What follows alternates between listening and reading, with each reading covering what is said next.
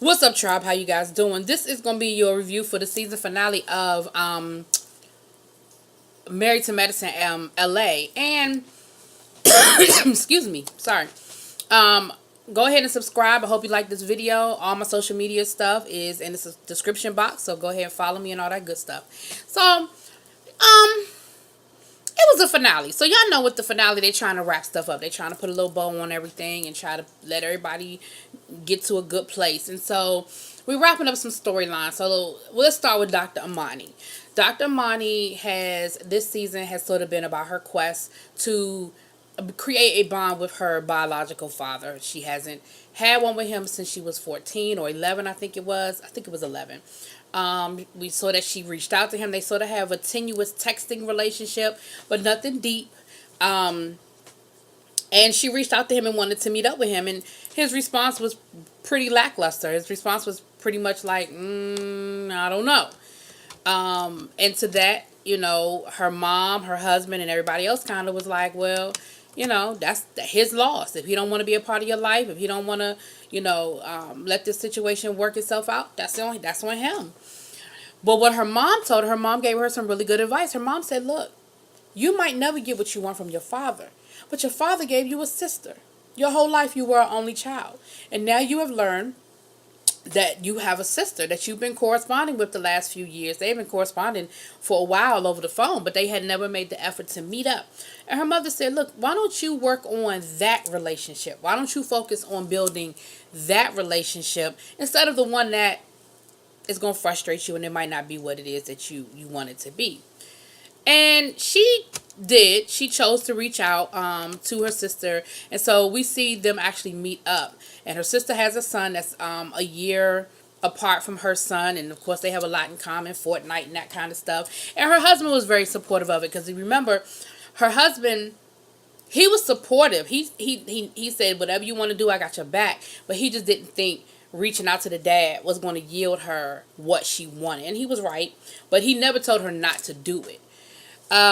So we see them actually meet up, and it's that awkward, thing. I mean, they went, one minute they were hugging each other and I love you, and then the next minute it was sort of that little awkward, but it was really good. Both of them were very happy. The two sons, they went off to play Fortnite. Kids will bond over some stuff like that. Husband was cool with everything, and it seemed like it was really what Dr. Amani wanted. My only caveat to that whole situation, couple of things I thought were very interesting. The sister kept referring back to the father. So it was clear that the sister had a relationship with the father. And she kept saying, well, Dad said this, and Dad said that, and Dad told me we should do this, and Dad told me to make sure I do that, and Dad said, that, Amani is this type of person, and Amani is that type of person. And that kind of made me feel some kind of way, because I was like, how could he be so involved with the one daughter and not involved at all with the other daughter? Wasn't that weird to y'all? It was really weird to me. But you know what's funny? I had a girlfriend who kind of had that situation happen with her dad. And a lot of times it's connected to the mama. Even into adulthood, it goes back to the mama. And I had a girlfriend like that, and she, her father remarried, and he was very active in his children's lives with the new wife, but almost treated her like an unwanted stepchild. And it wasn't until she got to be an adult and she really forced him into a relationship that she had a regular relationship with him. But had she not called him, I don't know how often he would have called her. And had she not pushed herself onto him and to his family, don't know how much that relationship would have cultivated. And I just always find that very interesting.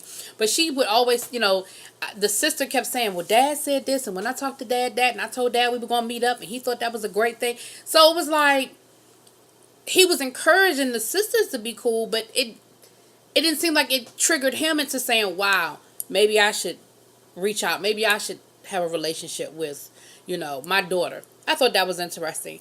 The other thing I thought was very interesting was when Dr. Amani and her sister were talking and they were bonding, I found it interesting that now all of a sudden they were seeing each other. What and I don't want to think negative because her sister seemed like a really nice woman, but I just thought it was interesting the timing of when they decided to have a face to face. But I think it was a really good thing. I think that I hope that they continue to build on their friendship and build on that relationship, and they can sort of be there for each other. I think her mom gave her some really good advice. It was another point I was going to bring up and I lost it, but if it hit me, I'll come back to it.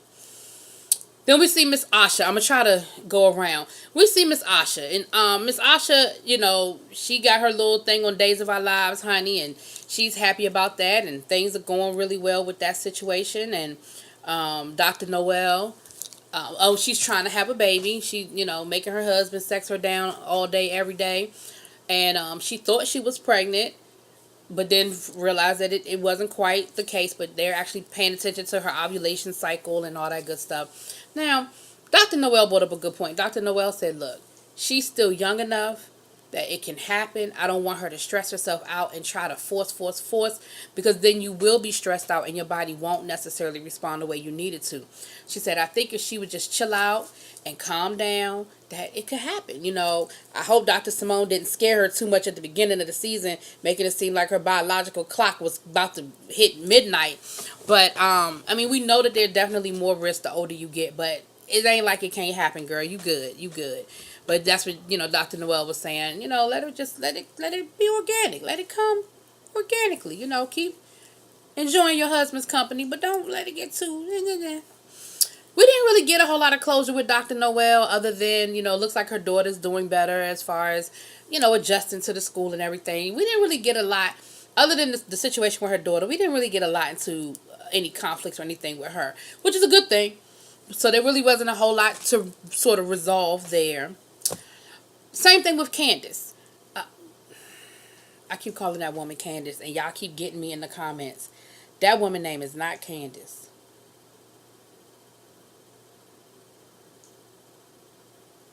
I don't remember what that woman name is right now, but it is not Candace. What that woman name? Sheesh. Anyway, y'all know who I'm talking about. The drug dealer wife. Y'all know who I'm talking about. Again, the only thing with them was her and Dr. Amani resolving their issue, and we'll get to that later on in the episode, whether they did or didn't resolve their issue. Shanique and her husband.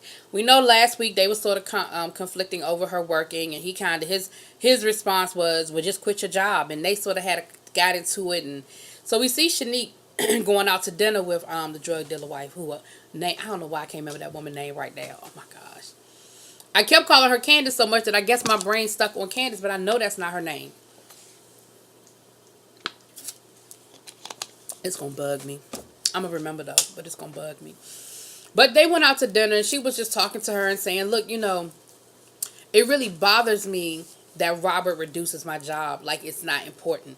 She said, I know I'm not saving lives, but my job is important to me. I've been doing property management for 15 years. I've built a career, and it bothers me that he would dismiss it so easily and make it seem like it's not important, and that, oh, just quit your job, it's no big deal. She said, I do deal with mommy guilt, that I'm not there with my children all the time, every time, when something goes on and I can't be at every game or at every recital or whatever, and it bothers me, and I do have mommy guilt.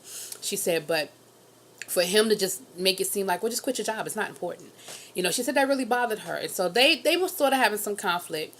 But what I like about Robert said, look, I know I'm in the doghouse, let me pull it out. And he did. He made a home-cooked meal for her. He cooked lasagna. He said that's his specialty, and that lasagna looked good, too. He got the kids in on it. He got the son dressed up, and he had a suit on, his little tux, honey, and the daughter had on a nice, pretty dress and everything. And he had the kids. When she came home from work, he had flowers, and he was like surprised. And he had the kids serving them dinner. Had a little boy, he had a little towel over his arm like a maitre d' and everything. Not a maitre d', a waiter, bringing the wine and everything. I don't know how I felt about the little boy bringing wine, but I'm not gonna be Patty. I'm not gonna be knick-knack. And he told her, he said, look, I know I'm in the doghouse. I apologize. He said, working a 36-hour shift, sometimes my sensitivity bell is a little low, and what I said and how I said it was wrong. And I don't ever want you to feel like I minimize what you do. He said, you are super mom. As far as I'm concerned, you are super mom. And I respect what you do immensely, and I love, how you take care of our family. I love how you take care of me. He said, and I apologize for that. And he said, I knew I messed up. I had to bring out the big guns. I had to use the kids, and they laughed or whatever. And she told him, she said, it hurt. It really hurt me that you would minimize what I did and that you would make it so it seemed it wasn't important. She said it did. It hurt. And they had a good conversation, and I think they were able to process and um, work it out. And I don't think I think that when he was telling her to quit her job, I think in his mind he was saying something good. Like I got us. I can take care of us. You don't have to work. But what people forget is sometimes people want to work. Like I want to work. You know what I mean? I don't necessarily want to be a stay-at-home mom, and there's nothing wrong with people who do, but not everybody wants that. And so that was a good thing. And I thought it was really cute that he cooked dinner and, he did the whole thing for her. He didn't just come home with flowers and was like, I'm sorry. You could see he put some effort into really trying to apologize. And I can appreciate that. I thought that was really sweet. Down to the nitty gritty, okay? Dr. Britton. So Dr. Britton calls her husband and she tells her husband, she says, look, I got the job, but the job doesn't start till next year. Now, of course, when they filmed this was before the holidays, I believe. So next year would be now 2019.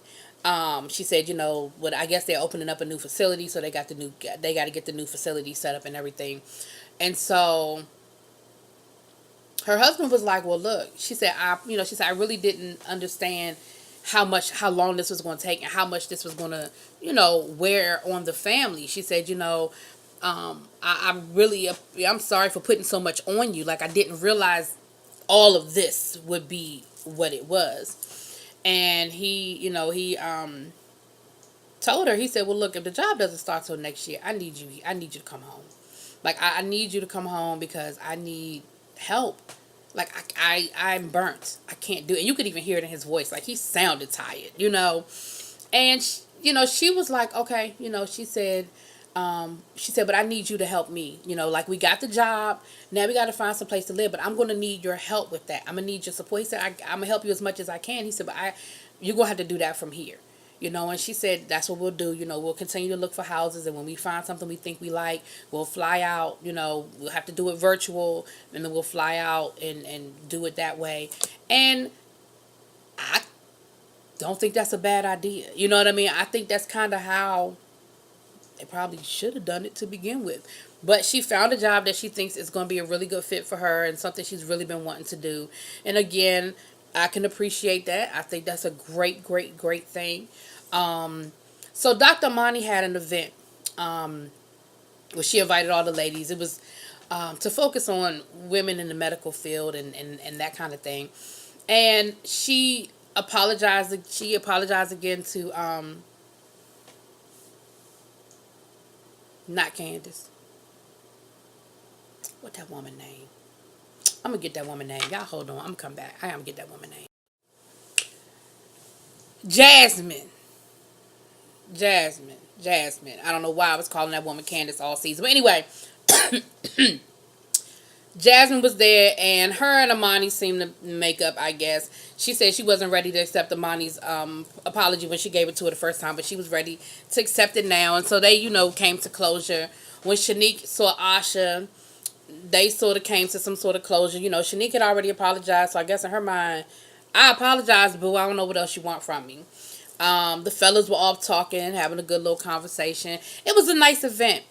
And Dr. Amani went up and she said some words and let them know, hey, I see you, and I love you and I respect you. And even through our ups and downs, we are here for each other. And they presented Dr. Britton with some dog tags because remember last week she gave each one of them dog tags. So they gave her dog tags to let her know, hey, we love you too, like you loved us.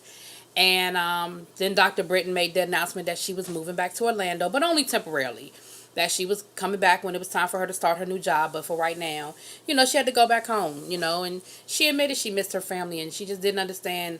She didn't realize the level of stress it would cause. So it was a good season. I like the show. I hope we're gonna get a season 2. I doubt there's gonna be any type of reunion. It ain't nothing to reunion. We ain't had but about 8 episodes, so it ain't nothing to reunion. But I'm hoping that we get another season. It seems that the ratings seem to be really good on it. So I guess we will. But I liked it. Y'all let me know what y'all think. Drop it in the comments. Peace.